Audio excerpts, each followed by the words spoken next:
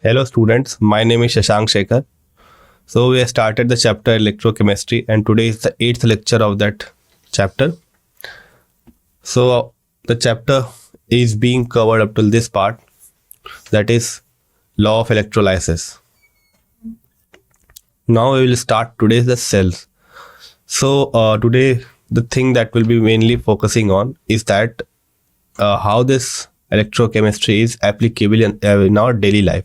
How this principles of electrochemistry are used in the science so that it can make our life easier. So we will see these things. So the first and the foremost application of this electrochemistry that comes to your mind is the cell or the battery. So you use batteries in many ways, right?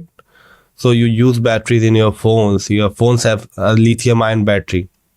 Again, if you see your home, sometimes your electricity goes off and inverters are connected so that it can just maintain the electricity connection in your house. So that is also a battery. So all these batteries and these things are based on the principles that were elaborated in our electrochemistry, because we have seen some spontaneous reactions earlier which we are generating electricity. So that is the basic principle that is used in cells and all. So we carry out a spontaneous redox reaction, and whatever will be the energy, free energy, will be used to generate electricity, as we have seen the galvanic cells. So this cell theory is mainly based upon that principle only, and we'll see various types of cells. Or you must have seen those in your homes also. You have seen small batteries, large batteries, batteries in your car, and all these things. Nowadays these batteries are also used in cars, the lithium batteries. That has made a kind of revolution in this era, right? Because the fuels that were used earlier were a greater source of, you can say, pollution rather than becoming the comfort for the human. So I will say that this cell has a very important part in our life, and since this electrochemistry is forming the base for the working principle of this cell, so I would be not backing to say that yes, it is the basis. The electrochemistry is the basis right now for power source in our day-to-day life. So if I talk about the syllabus, so here is the syllabus that we have. So syllabus, this is the detailed one. Okay, so the previous one was the given by CBSE. Now the under topics are that comes under our cell. The first one is the battery. So we'll mainly see what is battery.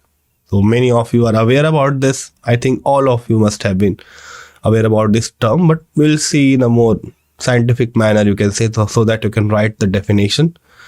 Then you'll see types of batteries. So there are basically two types of batteries. The first one is primary and the second one is secondary. So we'll see the differences between these primary batteries and secondary batteries. Of course, we'll see the structures of this both the batteries, that is primary one, secondary one. And then we have seen the cell reactions earlier also. Okay, we have seen the cell reaction in the Daniell cell, in which we have the zinc and the copper species, and we use those reactions to do our or to generate the electricity. Here also this primary batteries that are used in our daily life or in our day-to-day life, whether you see your telephones, so cell phones. Sorry, cell phone is not the example of primary battery. You will come to know why it is not. But some batteries are like this, our remote, which is present in our remote, that battery. And if you have seen toys, you must have seen batteries in them. So those kind of batteries are mainly included in a primary battery. But all have a kind of cell reaction that is going on in that battery or inside that battery. So we will see that cell reaction. Then we have a next cell that is called mercury cell. So this is also an example of primary battery. I will put a picture and you will quickly grasp what kind of battery I was talking about. You will be surprised to see that what a minute kind of functioning is done inside that mercury cell. Then we'll see some cell reactions, that the cell, what is the cell reaction of mercury cell. At last I will just give you an introduction of this secondary cell So we'll cover this secondary cell in tomorrow's class. But for today, I will just give you a introduction, kind of introduction, because I am putting this introduction because it is very important to see the difference between primary batteries and secondary batteries. So I'm just giving an introduction of both of these today so that you can compare both the batteries. Let's start our lecture. So first of all, what is a battery? So any battery that we see, actually it may have more than one cell connected in series. So what is this meaning? First of all, so you must have seen that when you put the batteries in toy, you put them in an order like this. Okay. Suppose, sorry for not putting the picture here, but if you have seen it, one battery is placed like this, then another one is placed like this, and the third one is placed like this, and we have the connection like this. Okay, so the connection is made in this fashion. You can see very clearly that these three batteries are now, suppose this is a wire that is going all along. Okay, the wire that is going all along. So this is quite clear that it is connected in series. So if you just open up this thing and keep it in a straight fashion, it will look like this. Right? So they all are connected in series. So when we take a group of cell in a series fashion, connected in series fashion, then we call it as a battery. So any battery or cell that we use as an electrical source is mainly based upon this galvanic cell principle. And what is the principle behind this galvanic cell? That it converts the Gibbs free energy of a spontaneous redox reaction, simply the chemical energy of the redox reaction, to electrical energy. So this is the basis of this galvanic cell. We have seen the zinc copper couple. So we put zinc in one, copper in one goes for oxidation, another goes for reduction, and we have this called Daniell cell. So that was an example of galvanic cell. But since we are looking for more efficient fashions, or you can say more efficient ways, so we will look upon some others primary battery.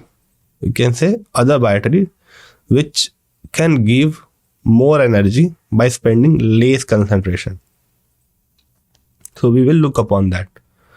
So if your battery, if you look for practical use, it should be reasonably light, compact, and its voltage should not vary appreciably during its use.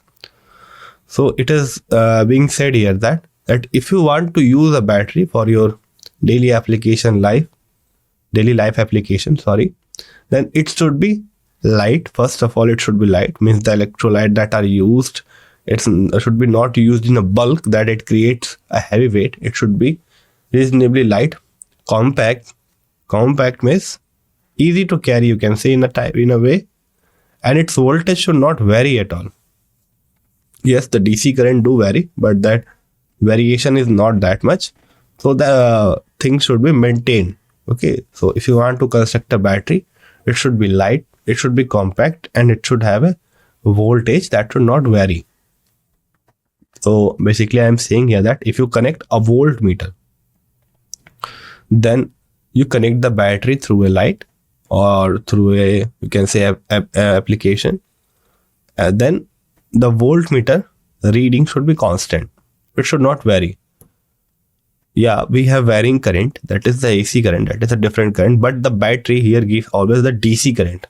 Okay, oh yeah, this is also an important point, you can say, that this batteries gives DC current. Now you will ask that how, sir, the inverter that is used in our daily life is giving AC current appropriately. If it was not so, then our home appliances would not have been working properly under the influence of this inverter, because it is giving DC current. But students, what happened? There is a kind of mechanism that converts the DC current that is being produced by this battery into AC current. Okay, so they convert first of all this DC current of the battery this output of this DC current into our AC current. Then it is supplied to our home so that the appliances could work properly. Otherwise, that would result in their destruction. Now, if I divide broadly these batteries, they are divided into two types. First one is primary batteries and the second one is secondary battery. So we will see each of these terminologies one by one. So what is this primary battery and what is the secondary battery? Okay. So this is our introduction for the battery. So if I want to make some important points, the first point is that it is a kind of galvanic cell. It is a galvanic cell that converts the chemical energy of the redox reaction to electrical energy. First, this one. And second is that it uses DC. You can say it provides DC current, or it supplies DC current. And the third point is that they are mainly of two types. The first one is primary batteries and the second one is secondary batteries. Okay, is this clear? Yes. Now we will firstly talk about this primary batteries in today's class. So let us start our discussion about primary batteries. So in the primary batteries, the reaction occurs only once. So you must have seen this battery. I will say that this is an exact copy of your Duracell. You must have seen the say your advertisements also that of this Duracells. Now, what are the qualities of this battery, or you can say what are the properties of this battery? The first and the foremost is that once you use this battery, it's over. You cannot reuse again and again. Okay, so it is like a use and throw kind of thing. So it is written here that the primary batteries, the reaction occurs only once, and after use over a period of time, battery becomes dead and cannot be reused again. Okay, so once this thing is used, completely used, I will say, then it cannot be reused again. Secondary, that it has a lower capacity. Why I'm saying this? So if you have seen, then you must have observed that this kind of batteries, your primary cell, which are non-rechargeable, are mainly used in appliances that require a small amount of electricity or a small amount of current supply. Like our battery, the battery is used in this, say, our remotes, which requires a very low input current. Again, we have this toys. This is again requiring a very small amount of current, a very small supply of current. So you can say that these primary batteries are generally used in those areas in which we require a low supply of current. Okay, so they have a lower capacity. Next thing is longer shelf life. So all these things you must have observed. Okay, so let's think about it. Once just think about it, that compare the batteries. Okay, so rechargeable and the non-rechargeable one, and you will come to see that okay, these lines are very, very true, and you kind of have not observed it earlier, but keep an eye on it. The third point is that they have a longer shelf life. So suppose you have a rechargeable battery. So you will take the example of this, example of this cell phone. So you have a rechargeable battery in a cell phone, or you will take the example of your inverter. So once they started to be used in the way that has to be used, in the appliances that has to be used, they, you can say they drain out quickly. Your cell phone, like your cell phone.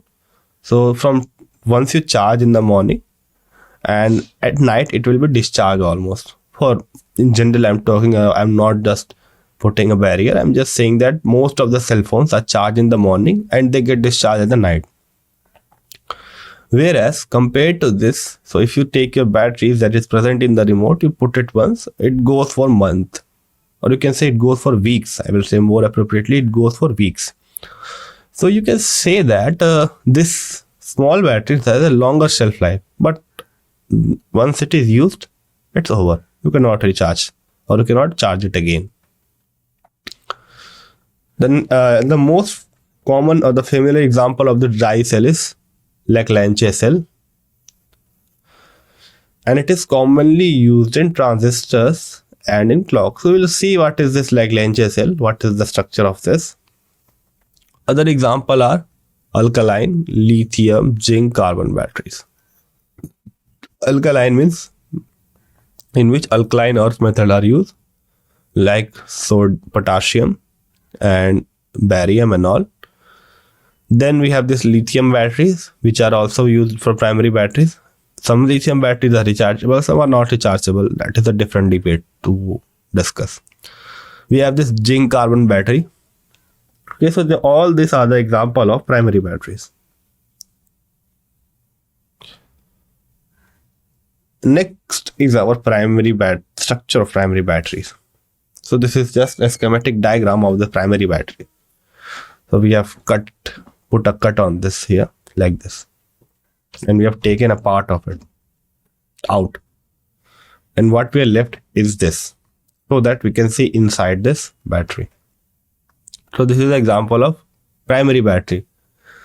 Now if you look at the structure, you will see that the cell consists of a zinc container. Okay, this is a zinc container that also act as an anode, and the cathode is this carbon electrode. Okay, so what I am saying is that this is made up of zinc inside, and this cup is also here is a cup. You will see this cup. This also made of zinc. So whole of this outer shell is made of zinc, and we have this zinc as our anode. So we'll see how this cell reaction goes. For now, just assume that this zinc is acting as our anode. So the zinc is the electrode, that is the anode. And we have this graphite or the carbon rod. So this will act as cathode. Now this carbon rod is surrounded by the powdered magnesium oxide and carbon black plus NH4Cl paste. Three things. So what it is covered with? It is powdered with, this rod is powdered with manganese oxide, this carbon, and this NH4Cl. Now the space between the electrodes is filled with a moist paste of ammonium chloride. So what is this space filled with? A moist paste. So why we have kept this moist? Because it can allow the movement of this ion. We have seen in the starting only that the electrolyte should be in an aqueous state for the you can say mobility of this ions, so that it can produce electricity. So we do not take this, you can say, powder form or something like that. We take the paste form so that it has some liquidity. Then what do? We have a paste of this NH4Cl, that is ammonium chloride and zinc chloride. So we'll see why we have taken this. It should be obvious also that why we are taking zinc chloride, because it is a salt of zinc, and we have a zinc as the anode. So we must have a something that is having salt. So we have the salt of the zinc. We'll see why is this NH4Cl present here later on. Now if you talk about the potential, this cell has usually a potential of 1.5 electron volt. So this is our voltage that this cell can apply, or this cell can supply. So in a nutshell, I would say that if I remove all this, so we have basically three components. The first and the foremost one is the zinc, that is acting as our anode. The carbon rod, that is acting as our cathode, or the graphite, you can say more appropriately. This is a allotrope of carbon, which is called as graphite. And being a non-metal, although being a non-metal, it is a good conductor of electricity, a very good conductor of electricity, I would say. Then for the electrolyte part, we have this manganese oxide, carbon black, NH4Cl paste, and ZnCl2. So all of these are present inside this paste that would provide the liquidity or the mobility of ions. Now let us see what is the cell reaction that is going out inside. So the electrode reaction are looking quite complex because many of the ions are involved. Now what will happen that suppose we have our zinc, we have our Zn2 plus. Now this zinc that is present here will get oxidized because it is present at the anode, and we know the shortcut or the mnemonic device that LON, lone. On the left side we have oxidation at the anode. So since this zinc is the anode, it will undergo oxidation. Now we are left with 2 electrons. Yes, we are left with 2 electrons. Now this MnO2 and NH4 plus an electron. So this both of these species will undergo reaction in the presence of electron and they will get reduced. So how it is getting reduced? So let us see each of these cell reactions more appropriately. Let us first talk about oxidation half reaction. So we are going from zinc to zinc 2 plus. We are getting 2 electrons. So what we are losing? We are losing 2 electrons, loss of 2 electrons. So this is our oxidation half reaction.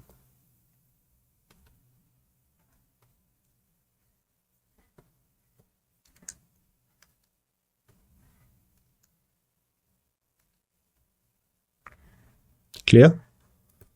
Then what is the reduction half reaction? Now you would think that we are taking a electrode of carbon and we are not taking the salt of that carbon. We have seen this kind of example earlier also. So we can use anything for electrode that would supply, or you can say pass electricity through it. So we have seen a kind of example of platinum. So we take a neutral electrode kind of thing. We do not give any reaction further. They just act as a source of, you can, or say a medium of passage of electricity.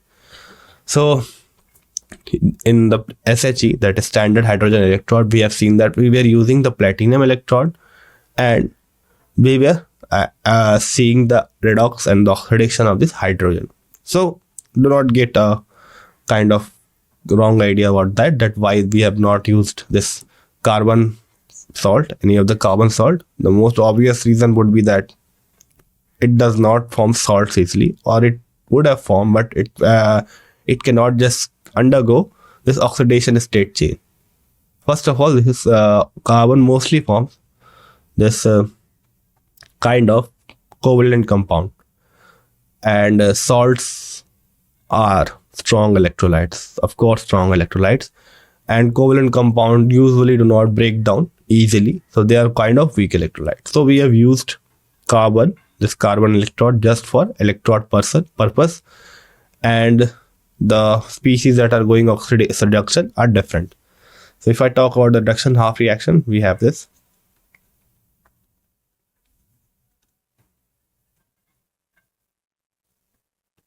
MnO2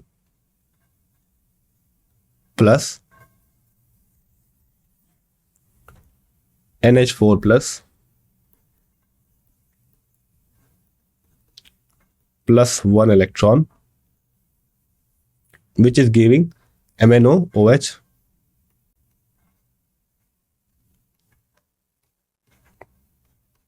and NH3. So if you see here, the oxidation state of nitrogen is -3.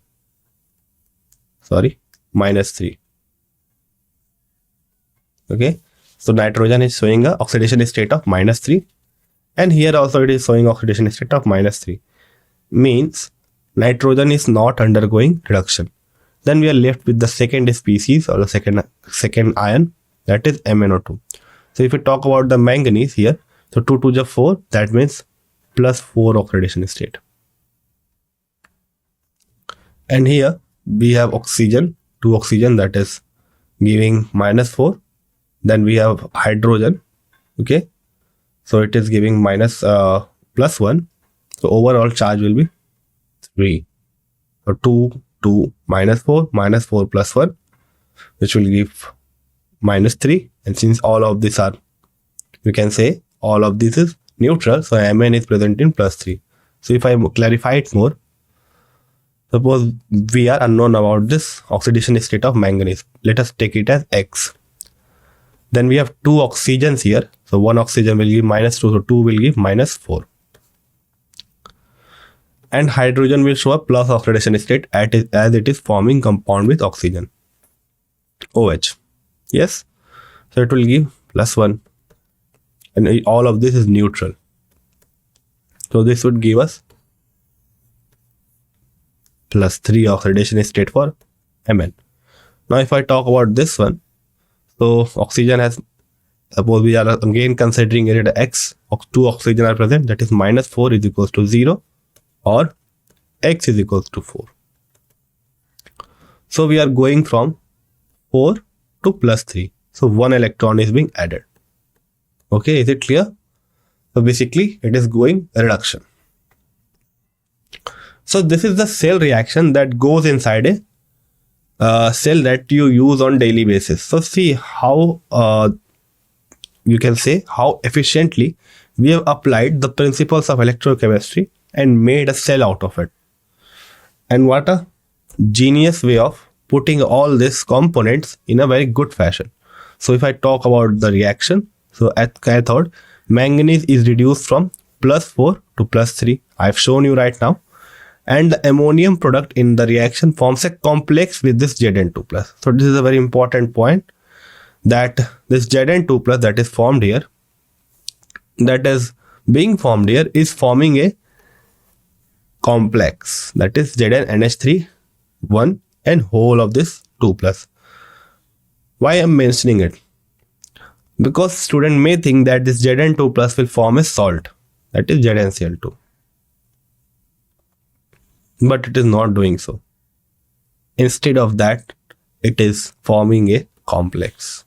So this should be remembered. This cell reaction is very important, and kind of, you can say, it will give you a good practice of how you can balance these reactions, or you can say understand this reaction, what goes inside the reaction. Okay.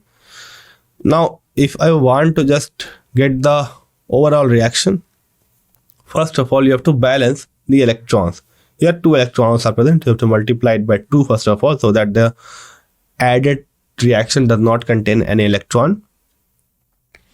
Next, what should we see?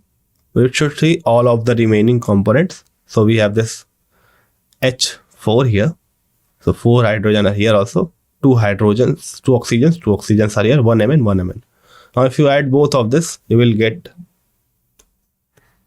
MnO2 NH4 plus Zn. That would give us Zn2 plus and MnOH, MnOOH plus NH3. We can write it more appropriately, since this and this are forming complex. We will write it as ZnNH3 2 plus MnOH. So that would be our complete reaction, or you can say overall reaction. This clear? So if I write it once again in a more clearer fashion, then it would be MnO2 plus NH4 plus. So this NH4 plus is coming from NH4Cl. Then we have this MnO2, Zn, which is giving us MnOOH plus Zn NH3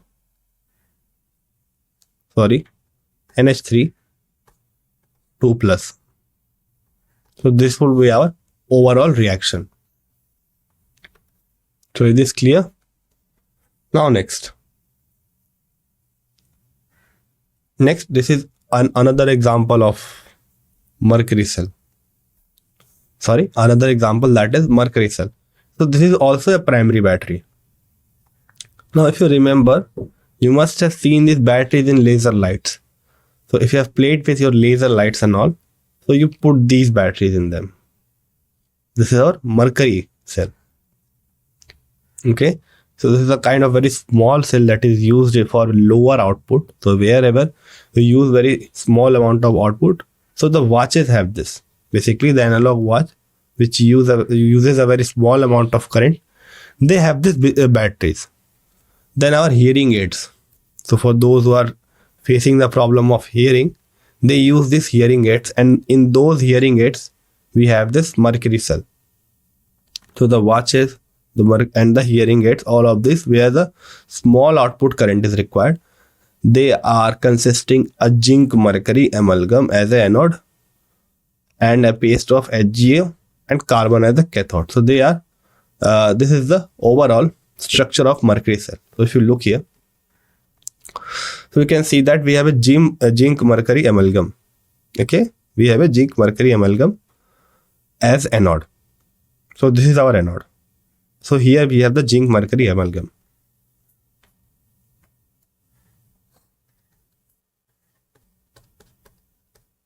Zinc mercury amalgam and a paste of HgO.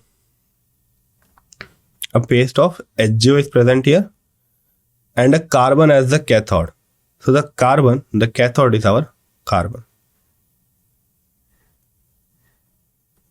Okay.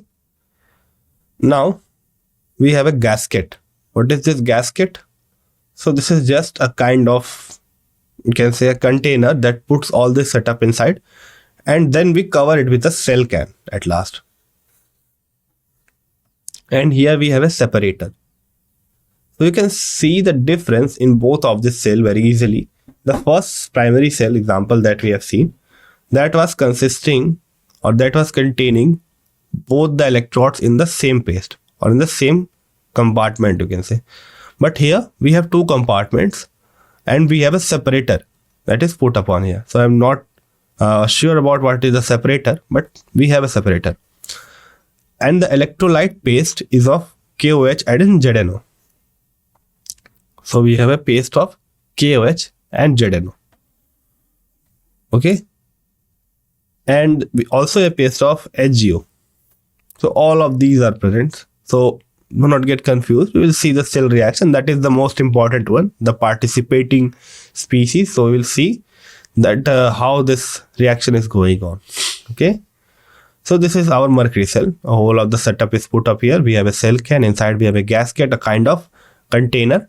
Then inside we have our setup in which we have zinc amalgam as the one electrode, that is anode, and the cathode is a carbon.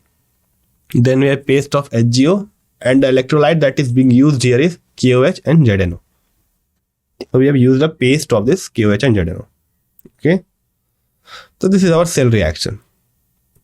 Now if you look upon this cell reaction, you can see that our amalgam here is reacting with 2OH minus and getting to ZNO and H2O. So this 2OH is coming from KOH. So I have told you the electrolyte paste is of KOH and ZNO. Okay, so see this one. So I will not put it back. You can see from here only. And the ZNO is the electrolyte also. So if you see here, we are going oxidation. So how it is going oxidation? Here the oxidation state is 0. And here the oxidation state is +2 for zinc. So this is going oxidation. And how many electrons are lost? 2 electrons. So this is our oxidation, and it is happening at anode, so it will be oxidation. So what we are left with? We are left with 2 electrons, H2O. If I talk about the cathode part, then we have HgO. Okay. And we have taken a paste of HgO. We have seen earlier that we have taken a paste of HgO. And again, here we are using carbon as the electrode. So this is common in both of those. In the cell that we have seen earlier, the normal cell that you see has also the carbon as just the electrode and not its salt is present. Here also the carbon is acting just as electrode, and the salt that is present here, or the cathode that is present here, is the HgO. So here the electrode is present in paste form. No problem with it. It can be present as paste form. You will see various reactions further also where the electrode is present as paste form. And you must see an example earlier where we are using the say this electrolysis to do the you can say purification, and you have seen that we have they are also used a carbon paste, or sorry, a manganese paste, I think, for the cathode purpose. So the electrode can be solid or not. Can be possible that it cannot be solid also. So here also we have used a paste of this HGO. Now this HGO is going from HGO to Hg liquid. Okay, so the electrode that is present here is carbon. Okay, and HGO initially have oxidation state of -2 and it is going to 0. So sorry, +2, and it is going to 0. So it is taking 2 electron of course and giving 2H minus and Hg liquid. So from paste to liquid. So if you add both these reactions, so this and this will get cancelled out, 2 electrons. This H2O and H2O will also get cancelled out, and this 2OH minus and 2H minus will also get cancelled out, and we will be left with this reaction. That is, the Zn amalgam is going from Zn amalgam to zinc oxide, and this mercuric oxide is going from mercury oxide to mercury. So if I talk about the whole cell, so here we are losing 2 electrons, and here we are gaining 2 electrons. Sorry, losing 2 electrons, and here we are gaining 2 electrons. So this is our complete redox reaction. If I talk about the cell potential, so that is approximately 1.35. So it is lesser than the 1.7.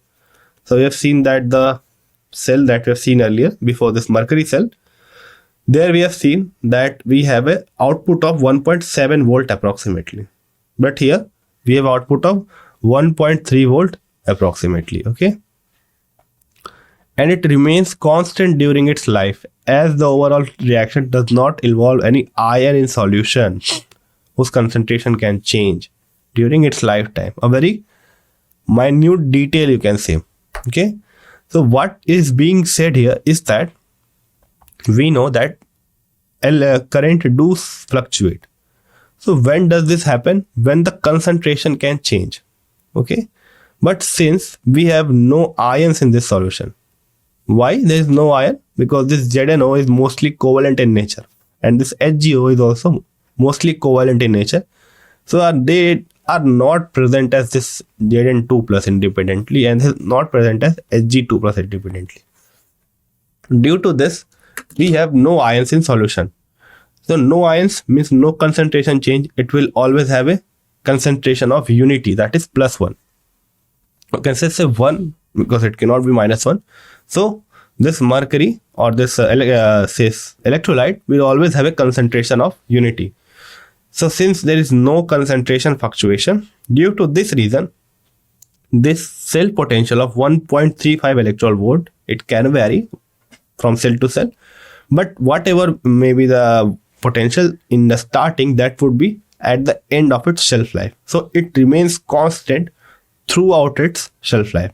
So it's a very important point to remember that, and you can say a very fascinating point to remember, that this mercury cell does not change any concentration inside it because of the absence of any ion, and due to which the overall cell potential throughout the life remains same at every instance of its use.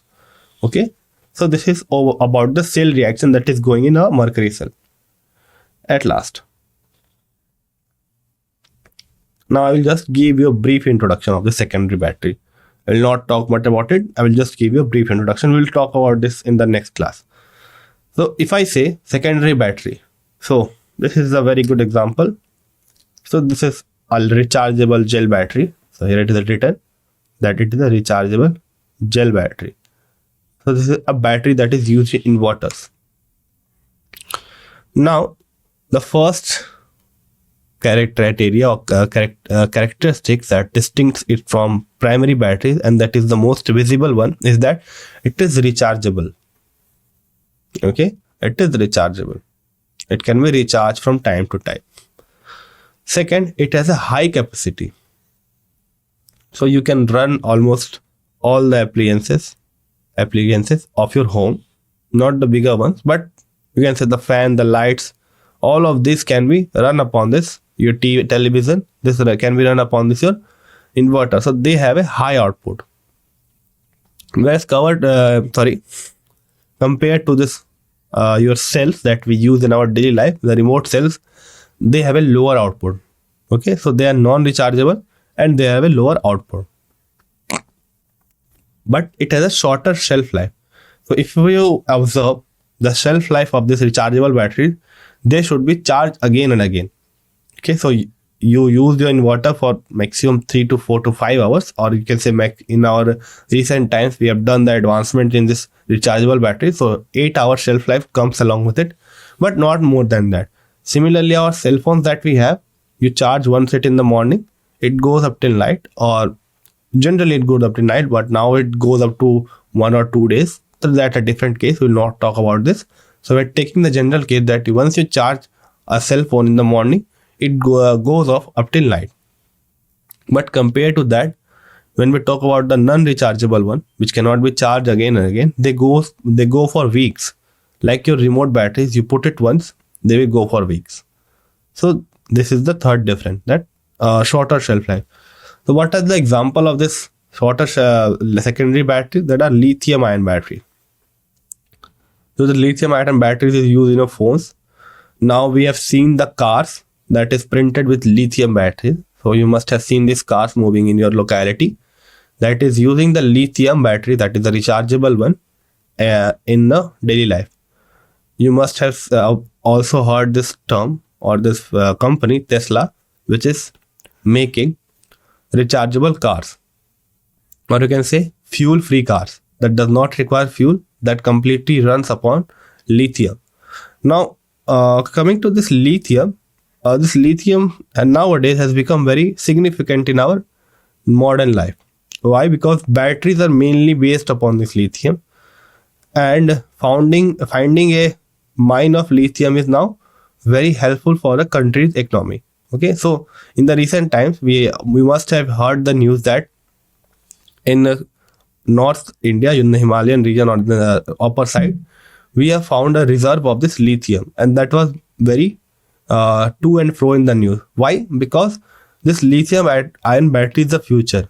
Okay, so if you have a reserve of it, you can say maximize your production of this battery. Okay, and this world runs on power, or you can say energy. So if a country has a rich source of this kind of power, it will boost its economy, or you can say it can just go above the roof. Okay, so the reserve of lithium, to find a reserve of lithium is very good for a country, or you can say very good for a country's economy. Okay, so this lithium ion batteries and all of these batteries are used in Tesla and all. Then we have this nickel metal hydride batteries. So we'll see some examples of rechargeable batteries tomorrow. So this was all about the secondary battery. So if you compare the primary and secondary battery in one go, primary batteries are non-rechargeable, secondary batteries are rechargeable. Primary batteries have a lower capacity, secondary battery have a higher capacity. Primary battery have a shorter shelf life, secondary battery have a longer shelf life. Okay, sorry, primary battery have a longer shelf life, and the secondary battery have a shorter shelf life. So we'll talk about the internal mechanism that goes inside a secondary battery tomorrow. For today, this was all about. Okay, thank you for the time.